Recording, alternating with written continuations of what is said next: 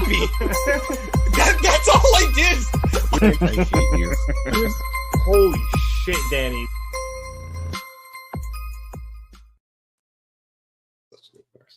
Hello, everybody, and welcome to another edition of the Market Dot Podcast. My name is Nick Cummings, finally back after a 2-week hiatus, and I am joined this week by the man who carried us for the last couple of weeks, James Asante. Actually, it's a little disrespectful. Producer Boy and Danny did carry us after Survivor Series, but you carried us here on this segment, James. I keep AEW going, man. It's good to see you, James. It's good to see everybody else.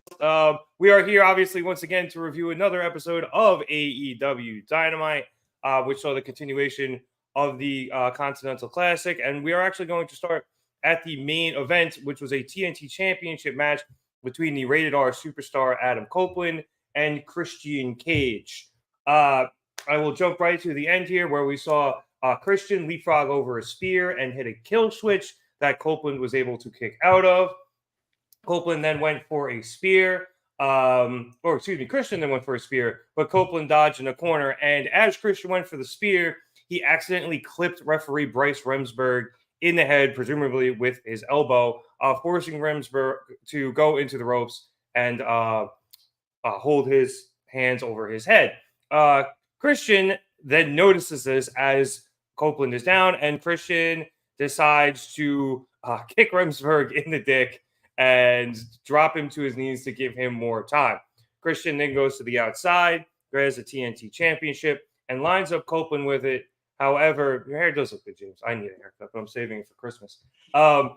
He goes to hit Copeland with the TNT Championship. However, Copeland ducks. Both men hit the ropes, and they attempt to spear each other at the same time and just hit each other's shoulder block in midair, and they both go down. As they're down, Shayna Wayne, Nick Wayne's mother, comes out, and in a very obvious ploy, she comes down, grabs the TNT title, stares at Christian, and hits Adam Copeland as he eventually rises to his feet with the championship. Christian laughs, hits another kill switch, then lays Copeland's head onto the title and stomps at his head and neck in an attempt to make good on his word of breaking Copeland's neck. And then he pins, and gets the 1-2-3 from a barely conscious Bryce Remsburg. So, James, like I said, I thought this ending was very, very obvious. You can see Navarro in the chat. Hello, Navarro. Hello, JL. Hey, Navarro. Hey, JL. Here. I thought this was a very obvious finish, especially when Nick's mom came down. We all knew where it was going. And this was a good match. I think it was a match where both of these guys probably were saving a little bit because I think they want to do more in the future. Yep. But I think the end, I don't want to say ruined it, but it definitely took away from what was a very, very good match. The ending was a very overbooked mess. I was enjoying the match prior to it. You know, they were wrestling a very solid match. They were wrestling, a very solid match, as Navarro said. I was enjoying a lot of the spots. I loved the double spear bit that they did. I thought that was nice. I loved how they were countering each other as two lifelong best friends, two lifelong partners would. All of that was great. Christian going for the spear and Adam being able to counter because it's his own move. I liked that. So there was stuff to enjoy about the match, but that finish was just so messy, so convoluted, and so unnecessary. You could have done half of it and it would have worked. But so many people here just look bad coming out of it, in my opinion. I will say the only person who I think kind of gets by unscathed is Copeland because he didn't do anything egregious. He just kind of was the victim of circumstance with all of this. But Remsburg getting taken out, and then the low blow. Like, if I'm the referee and if I get taken out, okay, accidents happen. You don't accidentally kick me in the dick. I got to admit, though, it was really funny, but only because it was Christian. I think if anybody did that, it wouldn't have worked. with Christian doing it, it just kind of felt okay, and it was absolutely hilarious. I completely agree with Navarro here. I completely agree with Navarro here. I would have loved if everything proceeded as it did. I would have taken the Mama Wayne turn, which we all knew was coming. I would have taken the Mama Wayne turn. I would have taken the next spot. But Christian standing tall, he then realizes he got DQ'd. That would have been perfect. Copeland still getting that last little laugh on him, and that's what makes him do the bit to his neck. I think that would have been so much better. It would have really hyped up what an insecure piece of shit Christian is. And instead, it just it fell so flat to me. So much of this didn't run the way it should have. Again, I know I recognize I said that we knew the Mama Wayne turn was coming, but it was forced weeks ago when it happened. Like, the reason being is going to be he hurt my son and I am a good mom. So I'm taking care of my kid. That's going to be the story. Well, I didn't like how they set it up weeks ago. And I don't want her to be on Christian's side moving forward. I don't want her to be a part of this. I want her to be pissed at Copeland, but I also still want her to be pissed at Christian. So that'll be the only way this is salvageable to me. Very disappointed because it didn't need all of this. It really didn't. You have these two Canadian legends wrestling in Montreal, putting on a good match. I get there needing to be some shenanigans. Christian's the heel, and quite frankly, Copeland shouldn't win the TNT title. He really shouldn't. So I'm not upset with the outcome. I'm just really upset with how we got there. Yeah, I know AEW doesn't like to do DQs, and I'm actually a fan of that. But when done correctly, they can be good. And this may have been an instance, as you said, where it would have been okay because, you know, Christian, keeps his title, which is the most important thing, but he'd still probably be a little peeved that technically he has the loss and exactly Copeland has the win, leading to him then stomping Copeland's neck on the title. So yes, JL, we can. Well, I probably will. I'm trying not to. You know, I'm trying to be professional. I'm trying to come up with, like, is it Edge Copeland, Adam Edge? I don't know. Either way, come on. Edge, we know who we. Why are you not in here? Why are you not in here? You see those two cats in the profile picture? That's why he's not in here. Yeah. I don't know if it was. Like you said, James, it was overbooked, and I think we could have condensed it into something smaller that probably would have worked. But maybe like it was just done that way because Shayna Wayne just couldn't get down the ramp fast enough to do it quickly. I don't know. Those heels definitely weren't helping. But it wasn't the pacing. It was just that it happened. Like, she's looking back and forth between Adam and Christian. Why? You know what you're doing. It didn't ring true. It didn't ring true. I would have rather just a straight up fake out. Adam's looking at her like she's going to hit him. And then she just wails on him. But instead it's like, oh, this moral conundrum. You're not. You knew what you were doing. So it just felt poorly done. And I saw it, like, I do agree with Eric. You know, she's just not really good enough to be involved in this. And the truth is, she's not a wrestler. I'm not going to judge her on that. You know, like, I'm not going to judge a wrestler for not doing super well in a wrestling situation. But if you're going to put this woman in this position, make it easier for her to succeed. So I was let down by the booking, not necessarily the decisions, but I'm asking. I don't know what to get. Oh, sorry. It's a shame that we had such a good match because I was really enjoying the counter wrestling that these two had. I think you mentioned it earlier. Because they are lifelong friends. This was just a technical class of, you know, to borrow a phrase from Michael Cole, these two know each other so well. Yep. And, you know, after 40 years, you assume these two guys know each other's moves inside and out. And it was a very nice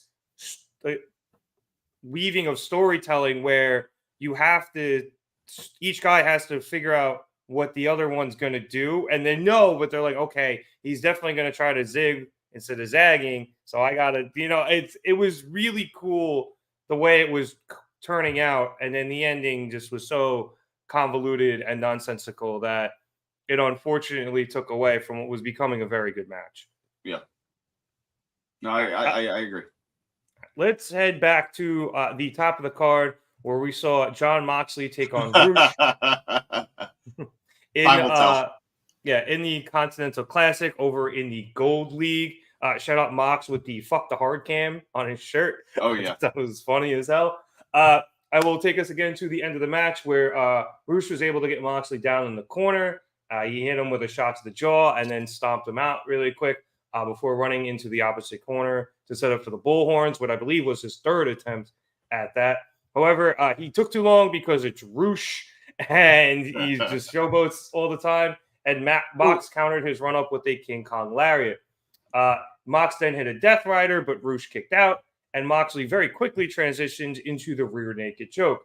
Roosh is passed out by Moxley, and Mox gets the W, getting 3 more points and moving up to 9. Roosh stays at 3, despite his objections that he was not rendered unconscious post-match. Now, before you do, go ahead. There's going to be Roosh slander, and it is deserved. I'm going to ask a question. I want to ask our audience. I want to ask who's with us. If you like Roosh, why? Why do you like Roosh? I understand. He spade is spade. Spade is spade. He's a physical, tough guy. He wrestles a very explosive style. I get those things. He doesn't look like a guy who should be beating the majority of the roster. He doesn't. See, this could have been clipped, but now I'm vetoing it. Never mind, bro. I missed that. Yeah, I'm so glad. I'm so glad I made a comeback for you. He doesn't look like a guy who should be beating the majority of the roster. He's not that much bigger than most people. He doesn't sell for anybody. And I know in lucha culture, in the Mexican wrestling scene, you don't really see guys sell all that much. There's lots of kickouts at 3.1s. You see, like it happened with Kenny and I think it was Laredo Kid down in AAA. Somebody was that in Mexico? Yeah, so, he kicked out of the One-Winged Angel at 3.1. Yeah. And it's scary stuff. So I get that that's a thing in Mexico, but he always comes across as like Mexican Hulk Hogan. Like he wants you to believe he's just like this never unstoppable juggernaut of a wrestler. And the way you describe that, though, it sounds like every Mexican guy thinks he's Hulk Hogan. So I don't know. I've heard stories of Roosh maybe politicking a little bit. I don't know how true that is, but that's, I think, maybe where it comes in a little bit more. But yeah, if you guys like him, I'm not trying to stop you from liking him, but I would really like an explanation as to why you like him. I don't get it. I don't have the most experience with Roosh. I obviously don't watch Collision enough to have it, at least recently. I do like his in-ring style when I see it, though. Like you said, it's very explosive. It's very hard-hitting. I do enjoy watching him wrestle. But I do see what you're saying, where he doesn't really sell, especially when you look at Moxley, like, he has a very hard-hitting style, too. Maybe not as explosive. He's not as, I don't want to say high-flying, but yeah, he doesn't have necessarily the explosivity that Roosh does, but he fucking sells. He sells a lot. Yep. So, well, I think that all led to a good match tonight. I do see your problems and other people's problems with Roosh. What happened after the match where, we had people, you and Danny, who's not here at the moment, talking in the chat about how that was bullshit that he got up immediately. Taz did try to cover. It is true that does happen in MMA fights. People will pass out and they'll wake up a second later and think they're fine and have no recollection of being passed out. So that part's real. That does happen. Yeah, I didn't have a problem with that. Yeah. Yeah. Roosh doing it, it was a little surprising to me that it happened in general in wrestling, but it's more of a, a messenger type of thing where, yeah, somebody doing it in general, maybe it necessarily isn't bad doing it every once in a while, but the fact that the guy sells everything in all the time anyway, it doesn't make it look good for him at this point. And it wasn't so much the no sell either, because I agree, it happens in MMA fights. That's realistic. It's that he was just like, can you guys believe it? Like, he went out to the crowd and he was like, what was that? He should look dazed. He should look confused. Not, I got screwed by the man here. Like, whatever. Yeah, well, that was his argument post-match, was that he got screwed by the ref because the referee called it early. And that ref tried to fuck on him. Granted, the referee did call that rather quickly. His arms had just barely begun to go limp when the referee called it. So, if you're maybe writing into the storyline, okay, maybe. Also, some referees in MMA have quick triggers in terms of people passing out. So there's that. But I actually, despite that, James, I did like this match. It was hard hitting. You did have the explosivity from Roosh, and you had good counter wrestling from Moxley. I think he sold a lot for Roosh personally. So, if we take all of the no-selling stuff out of it, I did enjoy this match a lot. As did I. And I know I'm being a little critical, and that's not fair, because I really did enjoy the match. But it's just, I get so frustrated with Roosh, because there was like a 2-week period where my opinion on him was positive and changed. Because you say, oh, I don't watch all that much Rampage. I dealt with him in Ring of Honor. So this is years for me. For me. So that's where the frustration comes from. But I did enjoy the match. Moxley did. I loved the finish, if I'm going to be honest. I loved it. I thought it was great. I loved how Roosh was going for that corner. What is it? The bull's horns. Yeah, he went for the bull's horns, and Moxley shot up like a rocket.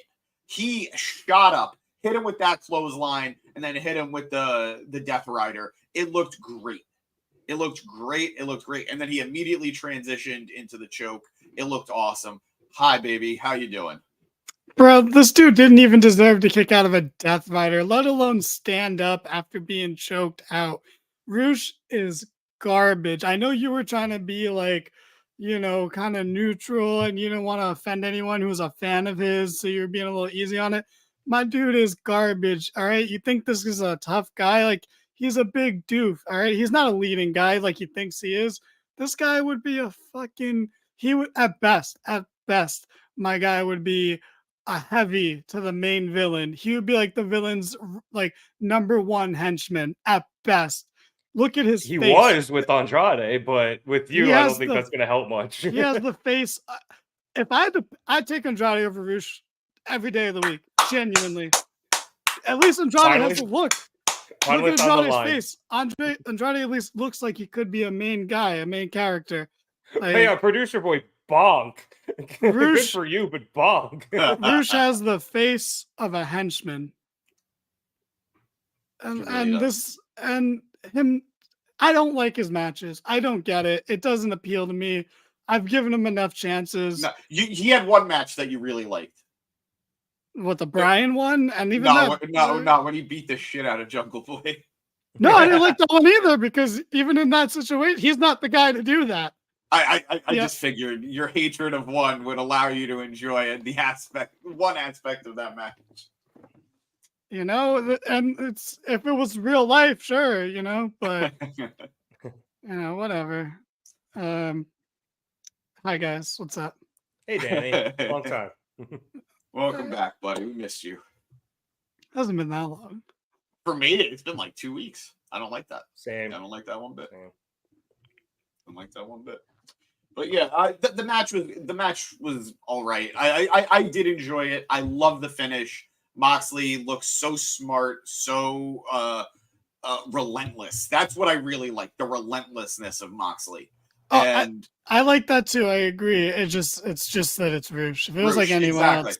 And I do want to point out one thing that commentary said, which kind of feels a little meta. I think they were pulling from social media this week. I don't know if you guys saw that clip of Moxley wrestling Ospreay in Japan, where Ospreay would hit him. Like, they had 2 matches against each other, and everything that Moxley fell victim to in the first match, Ospreay tried again in the second match, and Moxley was ready for it and countered it. And commentary said something along the lines of, you're not going to hit Moxley with something that he's never been hit with before, and you're not going to hit Moxley with the same thing twice.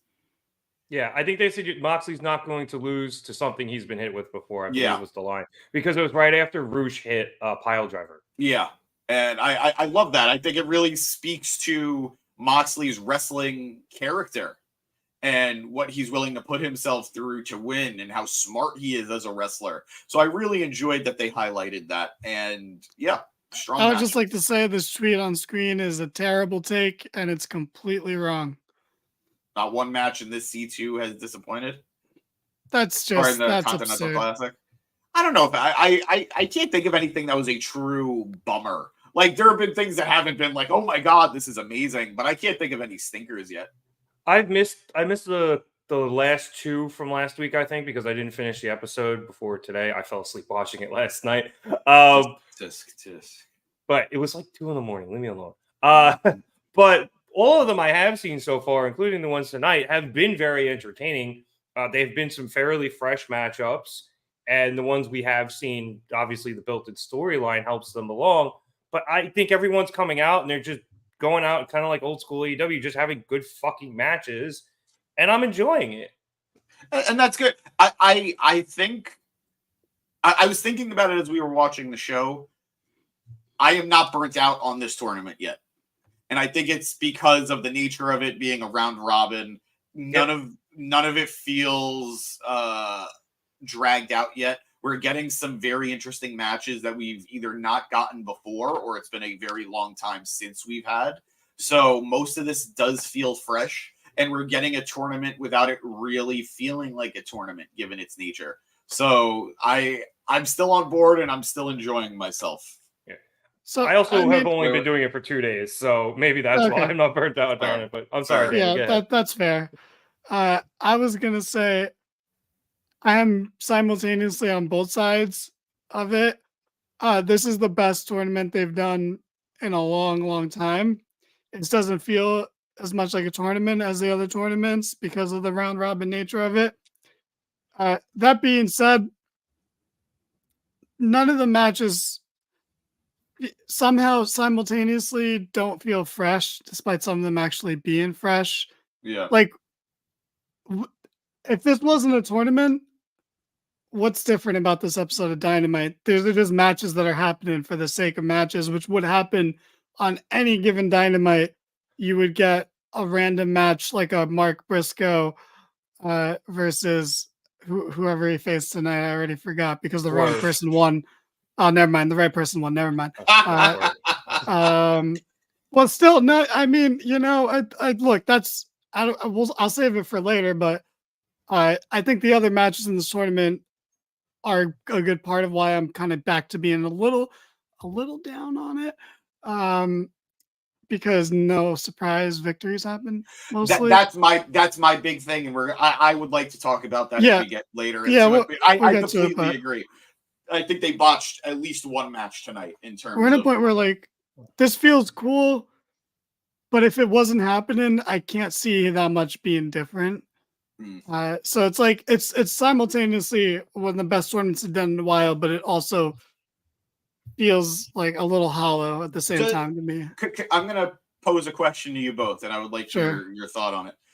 Does this round robin tournament make you wish we were back to the old days, the original days of AEW, where they had a ranking system? Do you guys miss the ranking system? Does this feel anything like that? I've always missed the ranking system, so yeah. But you're right. Like, I guess back then the ranking systems added some sort of stakes, And perhaps that's what AEW has been missing most. And we've done other tournaments too, obviously, but we are all so burnt out on them.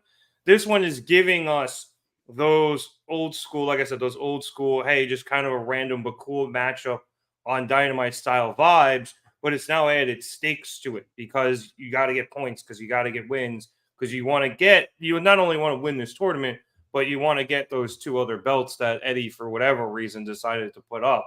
So I'm enjoying it's it. one belt. It's a Triple Crown belt. It's one. I know, but I don't know anymore because they're not going to dissolve the Ring of Honor World Championship. They're not going to dissolve. I mean, they might actually dissolve the New Japan Strong Championship, but I can't imagine they're getting rid of the Ring of Honor World title. It's just being replaced with. First of all, we have no WWE title anymore. In a way, technically, but the difference is they still have a world title that's specific to the company. They won't have that if they get rid of the Ring of Honor World title. Yeah, but the Ring of Honor is WWECW at this point. So like, be nice to Athena's brand. Okay? Yeah, she's the only one holding up. So what do they need a male world champion for? They need a secondary title. They need a secondary title. No, that they can have Ring of Honor women's tag title so that her and Billy Starks can win them. Not anymore. And then just carry everything. They're done. They'll get back to they're having a title match soon. I know. It's the only interesting thing to come out of Ring of Honor. But the titles are weird for me because when I was watching the last 2 weeks, they were calling it this Triple Crown title, and I'm like, no, the winner isn't a champion. They just won the tournament. They're Ring of Honor World Champion and they're New Japan Strong Champion, but they're not Continental, what a classic champion. Like, that doesn't make any sense. There's like, you can get the titles of pride. But you like, they have it hidden in that, like, velvet. Yeah, but then you're not defending that, is my point. So you're not then a Triple Crown champion. At least I don't think you should be defending it. That'd be kind of stupid, wouldn't it? Oh, I won this tournament. Now I have to defend the tournament championship? Like, that's dumb. It's like, if somebody won the NCAA tournament and then they had to go and defend their title against Kansas every year. Well, the point of this belt was supposed to be a Triple Crown belt that could be defended in 3 different promotions, but when one promotion owns one of the other 2 promotions and all 3 promotions have their belt defended on the one promotion, it's kind of pointless. Yeah. I'm willing to cut some slack on the title situation because as we're speaking, we seem to have a little bit of confusion as to what exactly is going to happen with it. So maybe we are reading it wrong. I'm willing to admit that, and I'm willing to say, well, who knows? Maybe there's just going to be one guy who's holding 3 championships, and we'll see how that goes. I don't know. I have a weird feeling that that's not how it's going to be. But that's also even worse of a scenario. I mean, I agree. But that's their fault then, because this shouldn't be confusing. I completely agree. But what I'm saying is I don't like how this was described. I don't like how this was set up. I wouldn't have put the other 2 titles in it. I would have done this a lot differently. But I can't say how it will be until I know what will actually happen. Like, I can't say, oh, this is going to be so weird with one guy holding this. I don't know. So until it actually happens, I've got to give it like that little bit of room to surprise me positively. But I'm very skeptical. And I don't know. Did you? But I asked you and Rev answered. But do you miss the ranking system? Yes, to a degree, but I think you were more on the money with just the idea of AEW feeling like they used to, in the beginning. And I think that's what they are trying to recapture with this, and I hope it does. I'm kind of with Jay a little bit. The tournaments in pro wrestling are kind of cringy. Penciling results for months are rubbish. To a degree, I'm sometimes with that, especially when they're overdone the way AEW have done them. And that's why I think there should have been some surprise fucking wins tonight. So, it's kind of ruining tournaments again a little bit, but it's this tournament as much as I'm complaining has been better than most. So it's been very chalky so far, which has been a little disappointing. We need our Toru Yano moment at some point, and it needs to come soon. But it's again, and I it's swear kinda, to God, if it's Daniel Garcia beating Bryan Danielson again. I'm probably just gonna stop watching AEW for a little bit. I don't think so, because they've been making a point of Garcia's been losing specifically because he's been hitting his version of the Dragon Tamer where he arches his back all the way, which is how he beat Bryan in the first place. But everybody else has been countering it. Yeah. I have a feeling Bryan is going to counter it on Friday on Rampage, because it'll fully prove to Garcia, the character, he's been living in the past, coasting off of that win over Bryan. And everybody else has been able to scout it, and now Bryan's been able to scout it. So I think that's the story they're telling, and that's going to push Garcia into a new direction where he realizes he's got to make a change. He can't just be the guy who once beat Bryan Danielson, who also happens to dance now. So I have faith we're not going to get another Bryan loss there, but Saturday is a different story. I want to say with Eric's comment that I like I kind of do wish that they actually stuck to what Eddie said, and that Brody would just be the ROH champion and the New Japan champion right now because he beat Eddie and then he beat Claudio, so he'd be defending. Because then it would at least be like, it would essentially be a tournament version of a scramble match, but like, yeah, I agree. You know, it would be a little more exciting. My only thing against it is that it would have inherently made one block feel more important than the other. But they could have also just avoided that by putting not doing it. Yeah, all of this could have been handled better. It's like the white bags. Not to point any fingers, but it could have been done better. And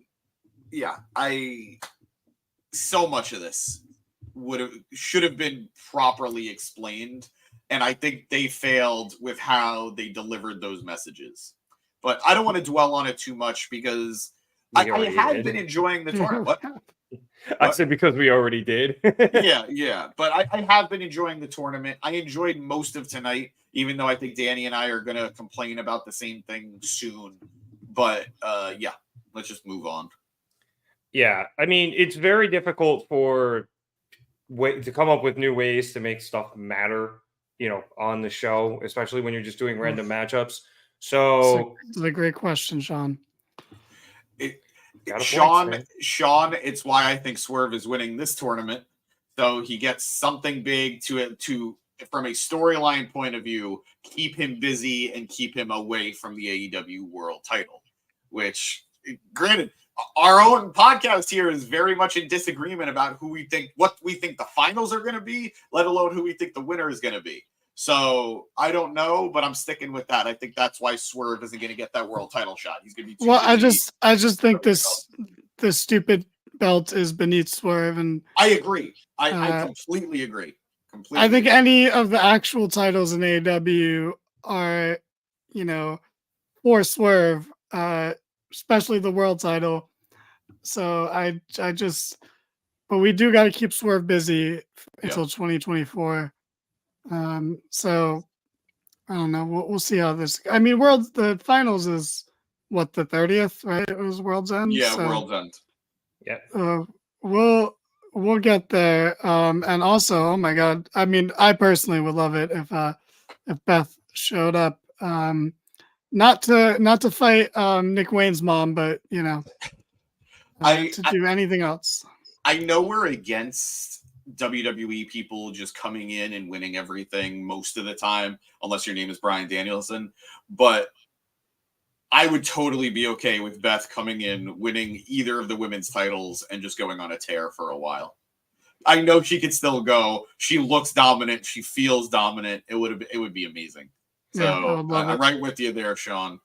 And, I feel like the from the reports that have come out over the last few weeks, maybe the backstage people, the talent wouldn't like that, but they're there for us. They're there for us. They're there to make me happy, not themselves happy. But I will take her versus Statlander though. That would absolutely be dope. Her versus Taya Valkyrie would be cool for me too. Also, solid match. We are gonna. I think next strong is the Devil or MJ is the Devil for MJF. we're going to get into that in a little bit. We have lots of theories. People are starting to deduce who might be who in that group. We could talk about it, but earmuffs if you're afraid of spoilers. But we can't confirm anything. So is it really a spoiler? But we'll talk about it soon. But speaking of Roderick Strong, we had an onstage interview with him and the Kingdom after a quick Jay White and Jay Lethal promo package. Roddy is absolutely convinced that MJF is going to stab Samoa Joe in the back. He then goes on to say stuff about how there are consequences for actions, but he is no longer going to be held back by them or his wheelchair. And he finally stood up. And the Kingdom went ballistic like he hasn't been wrestling matches for the last few weeks. And it was some act of God. I need you to calm down for a second and not minimize this incredible miracle that we just experienced on Dynamite tonight. How dare you? That man stood up out of his wheelchair and decided he wasn't going to be responsible for his own actions anymore. Those were the words that came out of his mouth. I wish I had that type of willpower to just not give a shit about anything anymore. He is a hero. He's neck strong. Do you remember when we were kids, those like Lance Armstrong, like yellow wrist bracelets? Before he got popped for steroids. Yeah, that's the reason I wear a watch to this day. He deserves that and more. And more. Yeah. He's a hero. Yes. As he said, consequences and his wheelchair have held him back for far too long. So I don't know where we're going with Roddy. Obviously, I think we have some theories that we'll get to later, but it's a very interesting promo. And then speaking of interesting promos, we went backstage again to Renee Paquette, who was trying to get a word in with MJF, but instead Hangman literally just walked through her shot and decided that he was going to have an interview instead, as he has not been seen since Full Gear. Hangman then cuts a promo on Swerve and says that even though he will concede Swerve beat him in a Texas death match, he knows the one thing Swerve wants, and he won't let Swerve have it. MJF then appears from his locker room, and the two started very good and snappy back and forth, where they're just berating each other before MJF finally gets to the point he's been trying to make. He thinks that Hangman is the devil. Paige says that MJF has been a manipulator as long as he's known him, so he thinks Max himself is the devil, pretending not to be him and just manipulating everyone around him. MJF says that's ridiculous and they can settle this right now, and the two start to square off, but Samoa Joe steps in between them, telling Paige that MJF is his property and his responsibility, and then he gets in Max's face, saying they have more important things to deal with tonight that don't have to do with Hangman, and they walk away with MJF telling Hangman that he's very lucky. So, James, immediately you want to get on this. You raised your hand before I even started, so go ahead. Pick me. So my question is, if Hangman didn't have a match tonight on Dynamite, why was he arriving to the arena halfway through the show? Why did he come at all? That's a good question. Why? Very good question. I also thought it was interesting. Hangman seemed a little banged up. Like he seemed like he had a few. It seemed like, I don't want to say sobriety, but pre-Dark Order helps me get clean Hangman. I mean, all right, to his credit, he did talk about getting hit in the back of the head with a cinder block and choked out with a chain, and he was physically showing the effects of a brutal matchup with Swerve, as opposed to Swerve, who also suffered a lot in that match and then immediately entered a tournament. Yep. So one of these guys might be selling that match a little better than the other, but he definitely did seem a little worse for wear. I do appreciate the fact. What are we looking at right now? I'm gonna go away from this. It's a celebration of what happened. Yeah, I do appreciate them acknowledging their history. These two young guys were primed to be the faces of the company when the company was getting started. Their characters did not like each other from the get-go. Hangman Swerve 3 tees, Hangman Samoa Joe tees, Hangman MJF tees in one segment. Yeah, the AEW has always excelled at one thing above all, in my opinion, and that was their ability to integrate multiple storylines into one segment, or to be able to get their stories to cross each other in natural ways. And I think this segment did a great job of that. I'm loving Samoa Joe's arc in all of this. He is just trying to protect his meal ticket in MJF. I like that Hangman isn't done, and he said it without saying it when it came to Swerve. He said it without saying it. He said, I know there's one thing above all in this world that you want, and I'm going to make sure you never get it. And that's the AEW World Championship. He wants to be world champion. He said it in interviews. He wants to be the first black AEW World Champion. And Hangman, I think, wants to stop that. And I think that's where that story will eventually pick up again. I think they're going to stay away from each other for now, but I don't think that story is over by a long shot. So I like a lot of this. I like this so much. And my only gripe about it, is that I felt that MJF was almost too antagonistic for how he's been portrayed lately. Like, he's never stopped being an asshole. Or I should say a scumbag. He's never stopped that. But he's usually way more playful about it. He's usually way more schoolyard about it. And this felt truly antagonistic for a guy who's already spinning so many plates.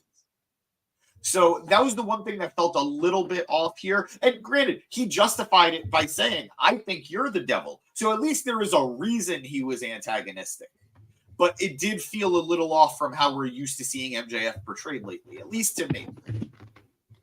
Yeah, it was very different, and maybe it's just their history together, but you do kind of question why he's trying to start more beef when he's got at least 4 of them going right now. Oh, seriously. So it's definitely not his brightest move. It might be one of his dumbest moves, actually, and he's not the dumb face. So it is very interesting. I did want to get to that comment because, James, I thought that would be very up your alley. Oh, yeah. Sean, you're becoming one of my new favorite Facebook viewers. So thank you for being here. It's very possible. The only reason I'm slightly against this concept is because we've been told that whoever is behind the mask, whoever's behind the devil mask and all of the follower outfits are the people who are actually going to portray them in the long run. And it does not look like Samoa Joe is that person behind the mask from a physical standpoint, but it would be an interesting swerve. I'm holding off on that because he's not my pick for it, but it is a great guess. Yeah, it's possible. We haven't really seen the devil too much from the neck down since the initial appearance of them in the first place. So, and that definitely didn't look like Samoa Joe. Samoa Joe is very distinctive. But granted, that was just the first day, so things may have changed. What makes him so distinctive, Rev? He's a big dude. He's built like a brick fucking house, man. Damn it, you beat Danny by a second. He was going to say something good, but it didn't come out fast enough. No, I just was excited for the trap you laid out for him. Wasn't much of a trap. We're going to get him. We're going to get him. What are houses built like? They're fucking large. He's built like a fucking 2-family, man. Come on. He's a big guy. He knows He's built that. like a 2-family. Wow, that's fucked up, Interesting. Man. I said that with respect because he could kill me in a moment's notice if he wanted to. So you only respect people who can kill you? I mean, they're higher on the list than people who can't. All right. After this, we came to Swerve Strickland. That is not true, and that's also not how that word goes. Just never mind. Swerve Strickland first. I complimented the man. First, Mark Briscoe. How does it go? How are you so familiar with spelling it? I have actually no idea, but it's has it been lobbed at you before? Have you had to have this defense before? How often does this come up in your life? Quite literally never. Anyway, this was Swerve versus Mark Briscoe in another Continental Classic Gold League match. This match was pretty good. I really enjoyed the spot right before commercial where Swerve suplex Briscoe out from the crowd off the guardrail. Literally, Swerve was standing on the guardrail back over into the ringside area, which was just, it looked great and nasty all at the same time. I will jump to the end here where Swerve was able to counter a. Actually, no. The end was Swerve hitting a Death Valley driver on the apron, getting Briscoe into the ring and hitting a Swerve stomp for the win. This moves Swerve up to 9 points. What's going on now? It's good to see you. And Briscoe is officially eliminated as he stays at 0 and cannot make up the points. But what I was getting into, Danny, was I thought there were some good spots, other good spots here with the Jay Driller, geez, that's hard to say, being countered into the last call. The Swerve stomp counter with the knees up, and then subsequently the Froggy Bow counter with the knees up. So I thought we saw a very good back and forth here between these two men, and it led to Swerve getting the 9 points, tying up Moxley as they head into their match next week in the tournament. I don't have much to say about this, honestly. The right person won, but the tournament suffers because of it. Can I bounce off of that, Danny? Sure, absolutely. I like a house. I didn't mind this outcome because I'm of the belief that Swerve is winning this tournament, and they really want him to feel strong and look strong. And Mark can survive these losses because he's so popular. I think, though, that this match should have dictated how another match in the night went. And I think because we didn't get the surprise here, we should have gotten it in another matchup. So I'm slightly disappointed in that aspect. I truly believe that Mark is there. So if I'm not mistaken, this is the Gold League, and the Gold League has 2 more rounds, correct? Yes, I believe so. I believe it's next week and the week after. I think Mark is going to lose next week as well, but he's going to win his last match of the tournament. I think he's going to be a spoiler for somebody, or he's going to he's just going to save face at the very end. Motherfucker hit the gritty. Speaking only on this matchup, did you have anything you wanted to say about the actual matchup, Danny?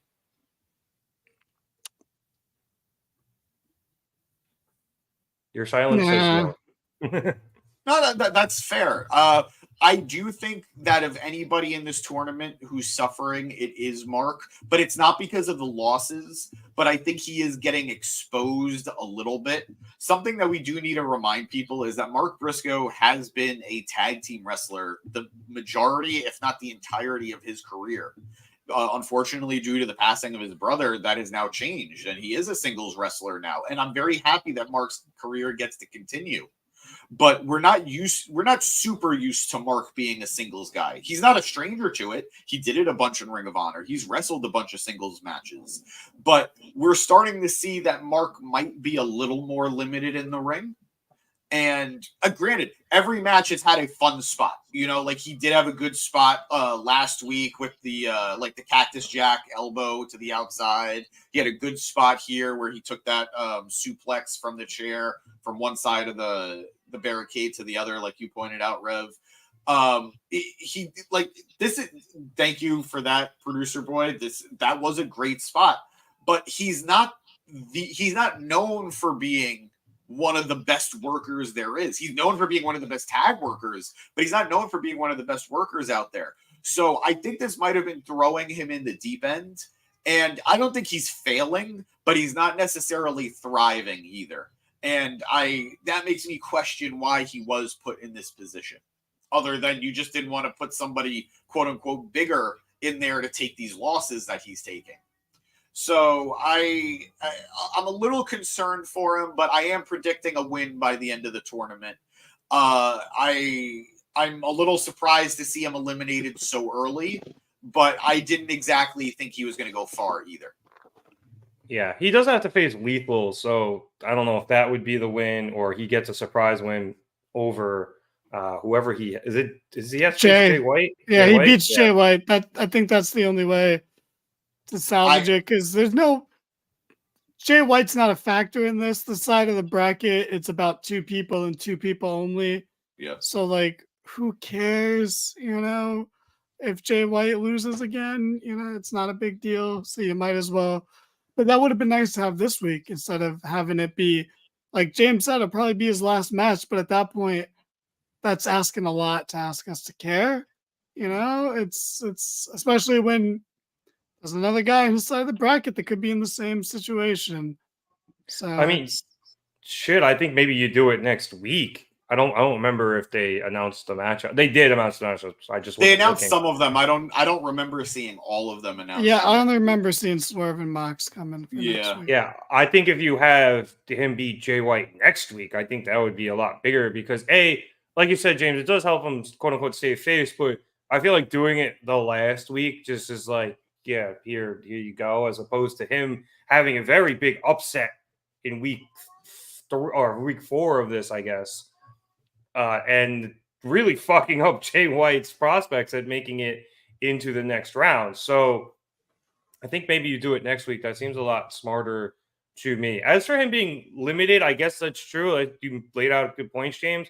But even then, like I'm still enjoying all of his matches so far. I think they've been some of the most fun ones we have had. So yeah, he's probably still adjusting to a degree, and he has been in the ring with so far 3 very good wrestlers, who, probably outshine him a little bit in singles competition. But I think he's acquitted himself well. I've enjoyed his matches. They've been a lot of fun. And like you said, he's had some great and memorable spots throughout each of his matches so far. That's true. Just to go off Naz's question, is it fair to say that Swerve is the best thing going in new besides MJF? I'd say yes. I think he's probably the hottest thing AEW has right now. The hottest new thing that AEW has right now. So yeah, I'm very pro Swerve, and I think they recognize what they have with him. I think they're being very careful with him, despite the fact that I think most of us can agree he's above this tournament, or he's above the prize of this tournament. Yeah, I mean, he just got the win last week against Jay White. I believe that happened. That's the one of the matches I missed, but he got that win last week, and he's got a huge matchup with Moxley next week. And depending on what happens there, I think that'll probably, that one's going to determine the 2 people who get out of this bracket, I think, but it'll determine who's the first place seed most likely. And should he get that win, I think that's a huge notch in his belt. So I am really looking forward to that. But let's move on really quick. We had a backstage interview real quick with Mariah May. I spelled that wrong. I wasn't sure if there was an E on the end or not, so I decided to go without it. Mariah says she's planned out her big debut with Tony Khan, hoping to bring some glamour to AEW. And when Renee asks what it is, she says Renee doesn't deserve to know, which is weird. But then she quickly shifted the discussion to avoid that confrontation to Toni Storm, saying it was her night tonight as she defends the AEW Women's Championship later.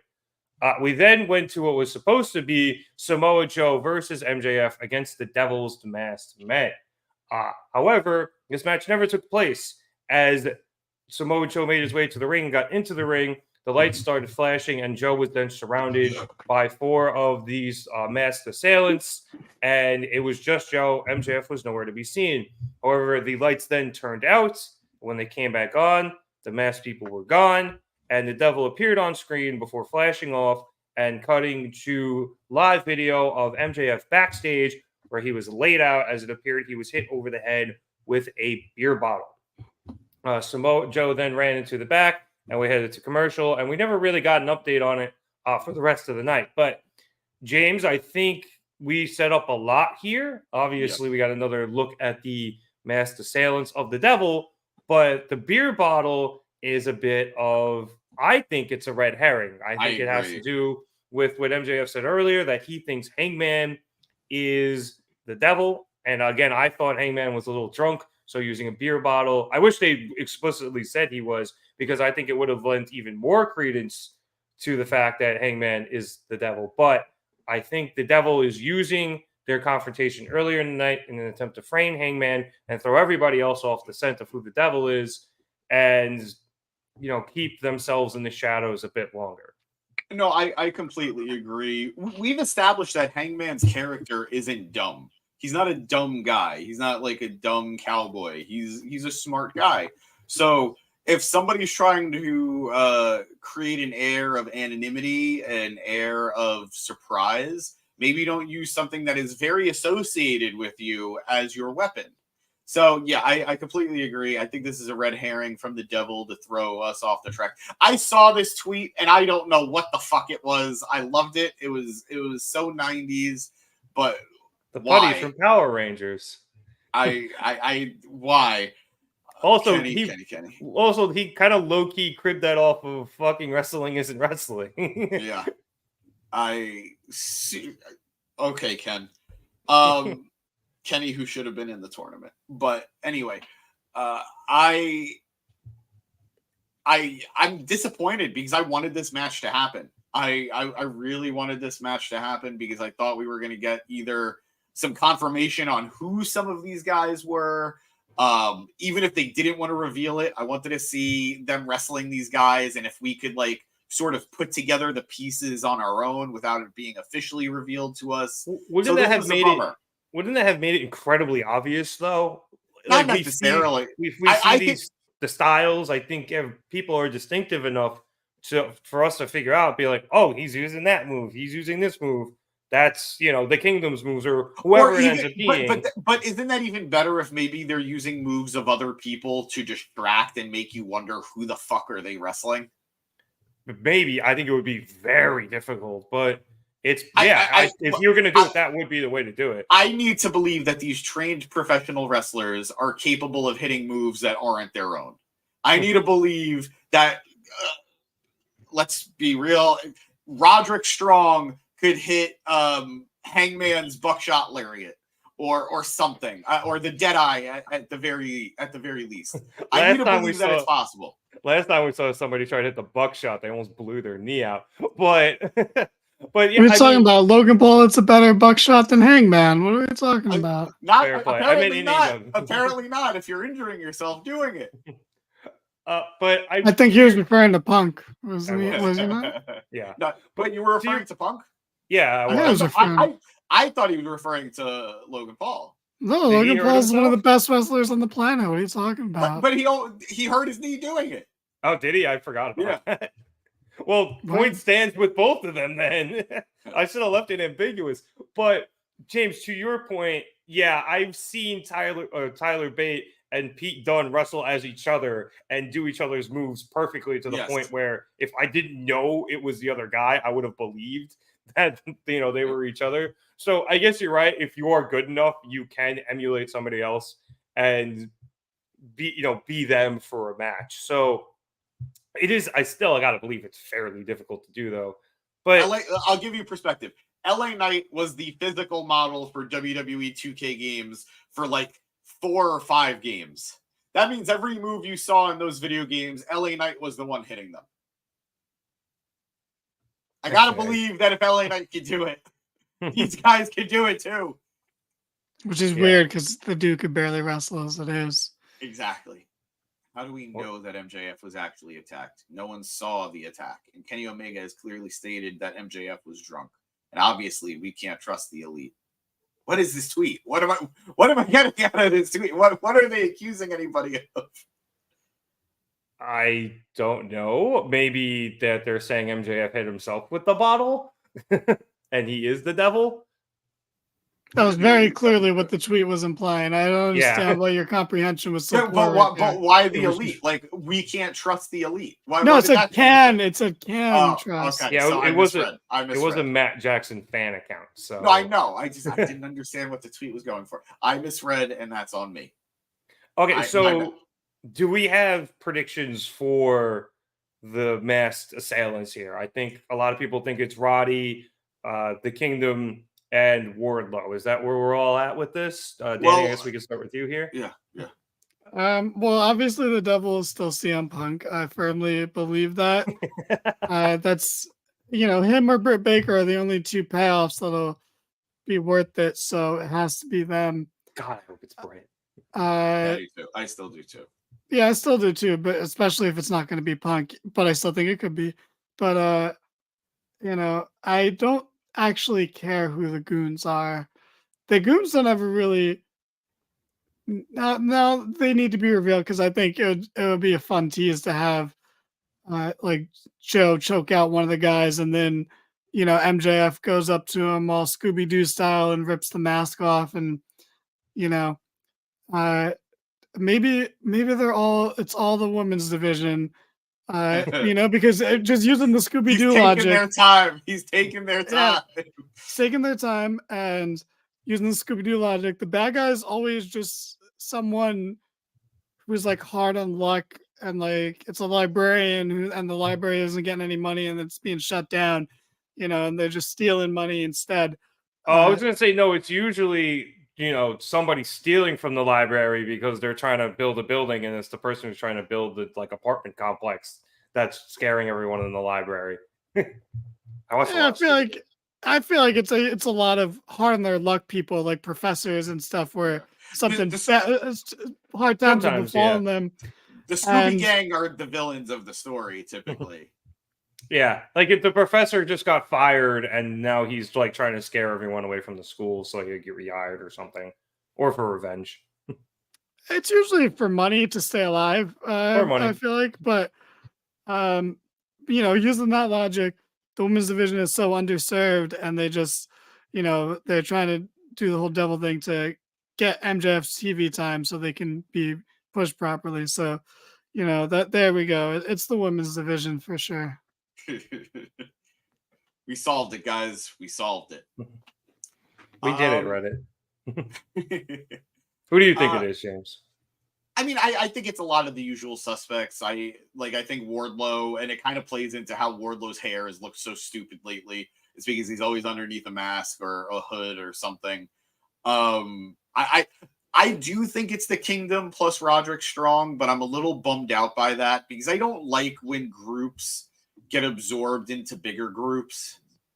It always just something gets lost in translation, and I'm never crazy about it, but I do think they're involved. I think the kicker of this, though, is to go off of a report. Son of a bitch, we figured it out. Definitely real. To go off of a report, though, that's been making the rounds today. Kyle O'Reilly has been spotted backstage at AEW tapings, at AEW live shows, and he hasn't been for a very long time. I think Kyle O'Reilly, I don't necessarily know that Kyle will be the devil, but I could see him being a part of this. And I'm really terrified the devil's going to be Adam Cole. I'm really terrified because I don't necessarily have a problem with the simplest answer being the right answer, but I don't know, something setting off my spidey sense in a way that's making me feel a little uneasy. And I think the big clue on this is, and I read this today too, and it's scaring me the most of all of them. Bobby Fish just wrestled his first indie match in a while, around the start of this devil stuff, as the devil stuff was picking up. No. They're bringing him back, aren't they? This is going to be an Adam Cole supergroup. The Kingdom plus Red Dragon, plus I guess Wardlow. I'm very scared. I'm very scared.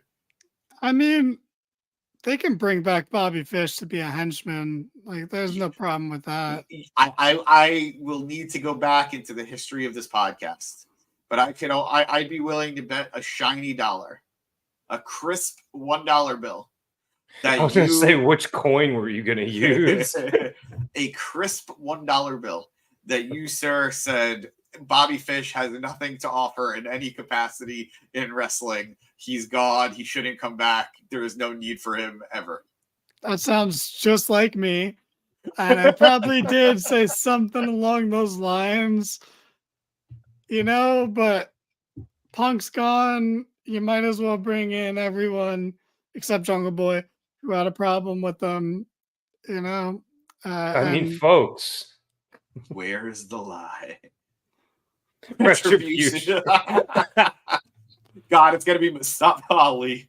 Good pull. I think we said that 2 months ago when the devil first started to appear. So it's there's still the chance it's Mustafa. There's a small chance it's Ziggler. A very, very small chance, but those contracts are up now, right? 90 days. Yeah, December. It should be sometime here this month, I think. So I think so. I think so. Well, I'll look up when they got released. Yeah, it sounds about right. It could be possible, James, if they do bring Red Dragon back in, that Cole actually brings him in as reinforcements to take out, this new Devil faction along with MJF. Could do it that way too. They could come back as faces. I would love the balls on MJF to team up with Kyle O'Reilly after calling Roderick Strong a vanilla midget. Oof. It would be very interesting to see them team up with Adam Cole, who chose MJF over Roderick Strong in the first place. But Roderick was a substitute Undisputed Era guy. He was an OG Undisputed. He's also being a douche to Adam, so there is that. James, what Samoa Joe. That is, I will admit, I've hated the cringe Adam stuff, but the Samoa Joe has been really funny. See, I feel the opposite. I feel like it only works with Adam, and saying other people's names like that isn't as good. He's got to just start talking to other Adams, which there's so fucking many. That shouldn't be a hard thing to do. He's got to talk to Paige next week. Hi, Chris, baby. We're doing good. Thank you for joining us tonight. Did you enjoy the show? Did you enjoy Dynamite? Tell us your thoughts about it. Bro, it's good to be back. Cool. Don't jump down their throat. You're right. Chris, I'm sorry. Chris, baby. But what were we saying? The 90 days. The 90 days, is it up? They were released September 21st. So they're not quite ready yet. But by World's End, they will be. Yeah, exactly. Exactly. So I'm very excited to see where some of these people are going. But we'll get into that later. Should be interesting. All right, let's move along here, just because I think we spent a lot of time on that. We had a backstage promo from both Jon Moxley and Swerve Strickland, where Mox was standing around saying that he actually expects to win, and he expected to be undefeated, and he expects to win the tournament because he is the ace of the world, which I thought was a cool line. And then he is interrupted by Swerve. Swerve says that there's no stopping his momentum, and he has shown by his match at Full Gear that he will do whatever it takes to win. Mox goes, good, so will I. And then Swerve's just like, all right, I'll see you in Texas, and walks away. But the way Mox responded to that to me was so funny. It was like, good. I was like, that's Mox? Okay. But it was a very small interaction, but I thought it was very good, and it sets up for next week. And I really like it. I think showing these two people interacting before their big clash next Wednesday is a good idea. So I'm hyped for that match, and I think this had a little bit more. Can I say one thing? Sure. I really wish their match wasn't happening next week. I wish it was in 2 weeks. Fair. I wish they both went undefeated until the last week. I think it depends on what they're going to do, because I feel like if they're both undefeated in the last week, I don't. It's hard with the math for me just because I'm bad at it, but it would almost be like, okay, it's more for just who comes in first in the bracket as opposed to, maybe Jay White having a chance at the top, because I feel like right now, or Roosh having a chance at the top. So I don't know. I think it would be, even if they both didn't go undefeated. I wish their match was last regardless. Wait, at the end of the 5 rounds, isn't there the top 2 guys from the bracket face off, and the winner goes to the you get the semis finals, and then the final. So then we would have the same match 2 weeks in a row. Yeah, so that's why I didn't know that. I thought it was whoever had. No, that makes sense. Whoever has the 2 most points. Really? Yeah, so we'll probably get the rematch. That's not like how the G1 does it. The G1 doesn't have whoever the 2 in each bracket go against each other. Yeah, but this isn't the G1. This isn't the G1, yeah. I know, but I thought it was modeled after it. That's weird. Okay. Modeled, not directly ripped from it. All right, no, fair enough. That does change some things for me then. I didn't realize that the top 2 guys were going to go against each other. Well, the past 3 minutes have been a waste, so producer boy, please cut that out. Like, just save us some time on our runtime here. Sure. added wrinkle there, which I kind of like. So it gives us an extra match. But further proof that they've done a terrible job of explaining all the details. I mean, Some we people understood. have what We understood. I missed one thing. You've missed other things. Rev missed so much. So I haven't missed anything besides some of the matches. But yeah. All right, let's move on. I'll say I seem pretty on top of things. Like Danny, I've missed a couple of matches, but I think I know the rules. Did you see Kingston versus Bryan? Well, I haven't seen the Collision stuff, but I'm planning on going back and watching those. I just didn't want to spend 18 hours watching. I want to say it's the best match of the tournament so far. Bold statement. Okay, I'll definitely go back and review it. All right, let's move on to what was the first of 2 title matches this evening, which saw a timeless Toni Storm face off against Skye Blue for the AEW Women's World Championship match. This had a very cool introduction where Ben Mankiewicz from Turner Classic Movies introduced timeless Toni Storm, which was awesome. And as somebody who has actually watched quite a bit of TCM, I thought it was really awesome. It was a little bit of a nerdy thing, but I really liked it. The end of this match, we had Toni hit a superplex and then hit a hip attack in the corner in black and white, which was a nice added touch. They sprinkled that camera in throughout the match, which I really like. And then Toni went to go hit Storm Zero. Skye Blue was able to counter that with a roll-up, but Toni was then able to shift the weight back, and she was able to pick up the win and retain her title in her first title defense.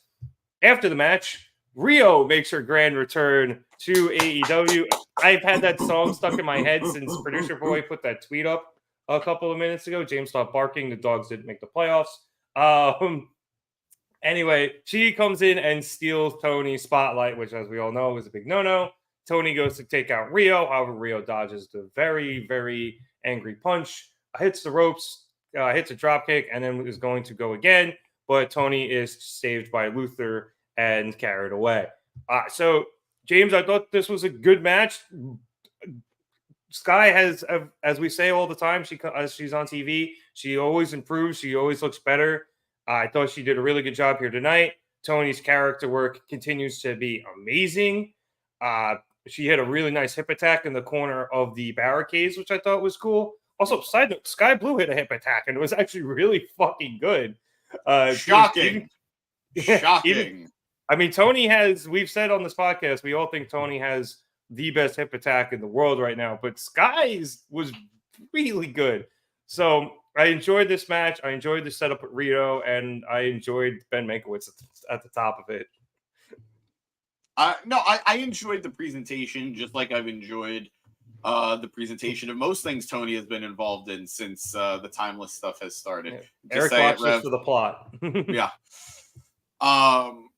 I think she has such a handle on this, and she can work this against many people. I think Skye was an interesting choice, but I think she held up her end of it for the most part. What did I do? I enjoyed it. I was just assuming that was coming. It sounded like a butt was coming. No. You're gonna say, I've enjoyed everything Toni's been doing, but that's where it sounded like it was going. This is a preemptive shh. Butt was the subject of this feud on Twitter, but not for me. For the plot. I enjoyed this. I thought it was a wow. Again, I just thought it was going that way. I love the female foreigner who came at the end. I am so happy Rio's back. I know not to expect it for long. It's going to be for like a 2-week stretch, and then she goes back to what is it? Stardom, Rev? That she works. I actually don't know where Rio works, but she's going to go back to Japan, and that's fine. But I'm always happy when she shows up. She is so over that it's undeniable. People haven't seen her in a year, and fans were ecstatic that she was there. So very happy for Rio to be back. It's going to be a good feud for Toni Storm, and I'm glad that they're acknowledging that she was involved with the Outcast stuff. So there is a reason for her to have beef with Toni. So all around good stuff, all around exciting, and set your timer. Sorry. What the tweet? Dabo just running down will always make me laugh. But who? That's Dabo Sweeney. He's the head coach at Clemson. He does that every game. But set your timer for. I say it again, Danny. You know a college coach's football. name? Yeah, man. That's weird. I think I would start to get to the level of surprise with him if he knew like the Water Boy. No, look. There's not the head coach of the Water Boy. No. Like I thought you meant the movie. Oh, you mean like the Water Boy on like Clemson sideline? No, I don't know that. I don't know. I barely even know who their head coach, who their offensive coordinator is. Oh, you barely know that, but you do know. I forgot. No, I forgot. I don't remember anymore. I used to. He's good though. Oh my god.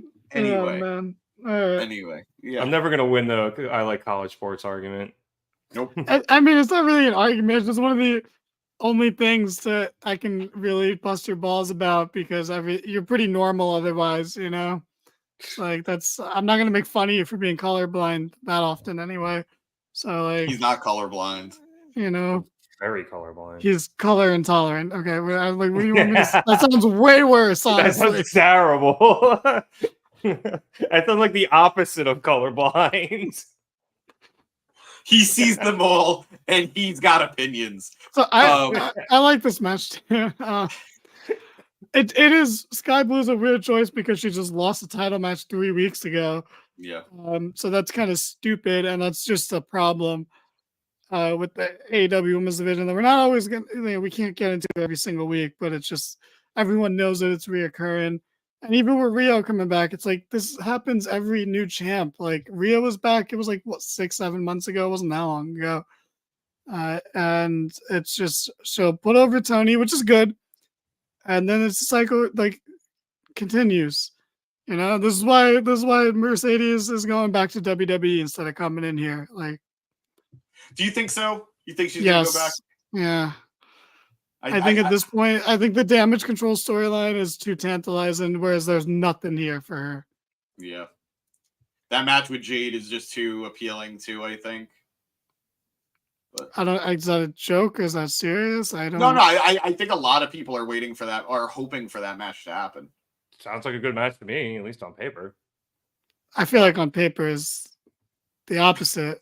You know, I think it actually will be a good match, but on paper it doesn't sound good. I think it's like all I'm saying is Brian is not a good wrestler because he couldn't train Jade because, as according to Triple H, she wasn't trained properly. So can we acknowledge the fact that they're doing that? Like they hired her to shit on AEW's like training process. Like there is no way that this woman is so below the women of NXT. They put fucking Brian Pillman Jr. on TV having matches. Are we going to sit here and say Brian Pillman Jr. is a better wrestler than Jade Cargill?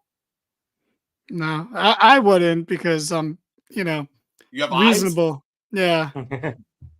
Yeah. Big ratings. Rio is back. This episode is restoring the motherfucking feeling. People fucking love Rio, man. They do. They do. Like I wish they did more with her. I know she's not always around, but this is one of those instances where the crowd just inexplicably likes somebody, and I'm with it. I am for it. I am on the same team as them.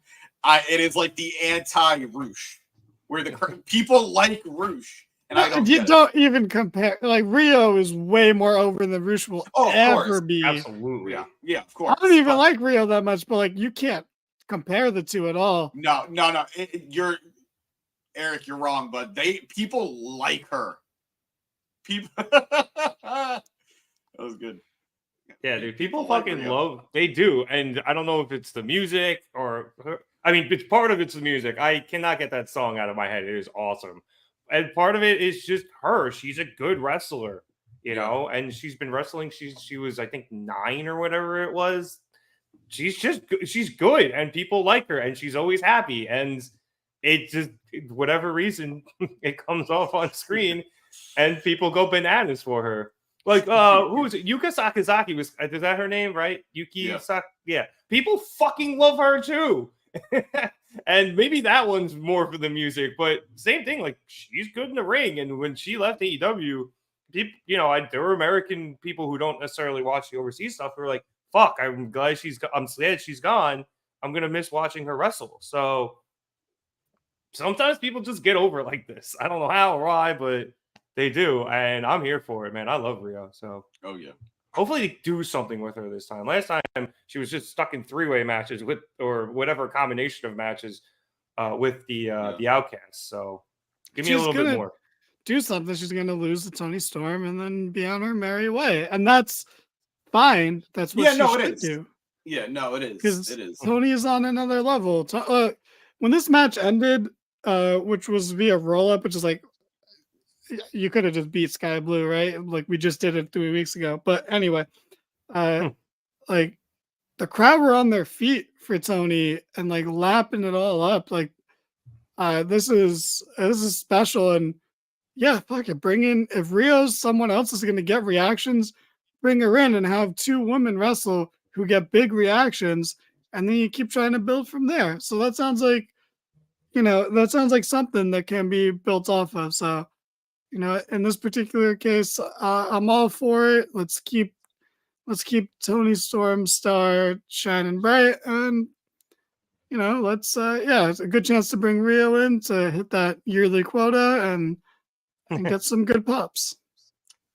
Yeah, I think I was gonna say I think that makes a lot of sense there, Danny. So, but to answer Chris's question, what's Britt Baker been up to? Tweeting. Not getting TV time. She's also supposedly been recovering from an injury, but she has been vocal on Twitter about what she feels is a lack of microphone time, a lack of TV time. Personally, I'm still very much in the camp that she's the devil, which explains why they've been. Okay. Okay, you saved yourself. I was about to pop up. Because the way you still put it up. For example, no, because I thought you were again. That seemed like it was going to. She believes, she's had a lack of TV time and mic time. It's like that almost sounds patronizing. Like it's not true, but she believes that. But like she hasn't had promo time all year. That's like we've left it up. I swore I hit it. I swear to God, I hit it. But I did like her tweet tonight that during the Copeland versus Christian match that said loser has to grow their hair back. That's fun. It should have, if one of them has to regrow their hair, it should be Copeland. It should not be Christian.